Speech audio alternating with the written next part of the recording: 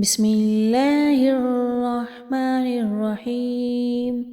حدیث مبارکہ میں آتا ہے، جو شخص سونے سے پہلے آیت الکرسی پڑھے گا، اللہ تعالیٰ اس کے گھر میں ایک فرشتہ بھیج دے گا جو ساری رات اس کے مال و جان کی حفاظت فرمائے گا، یہاں تک کہ شیطان بھی اس کے قریب نہیں آ پائے گا۔ اور وہ شخص جو ہر فرض نماز کے بعد آیت الکرسی پڑھتا ہے تو صرف جنت اور اس کے درمیان موت ہی رکاوٹ ہے۔ اور جو شخص وضو کے بعد آیت الکرسی پڑھتا ہے 70 درجات بلند کر دیے جاتے ہیں۔ جو شخص آیت الکرسی پڑھتا ہے شیطان اور جنات سے نجات پاتا ہے۔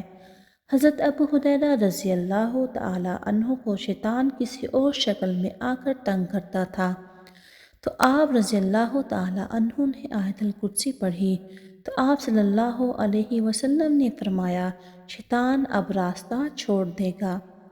کسی پر جادو ہے تو آیت الکرسی پڑھ کر دم کریں۔ آیت الکرسی اس قدر عظیم ہے کہ اس میں اسم اعظم ہے، اور یہ پڑھ کر جب بھی دعا کی جائے اللہ رب العزت دعا رد نہیں کرتے۔ پورے قرآن پاک میں سب سے بڑی آیت عظمت اور فضیلت کے لحاظ سے آیت الکرسی بہت زیادہ ہے۔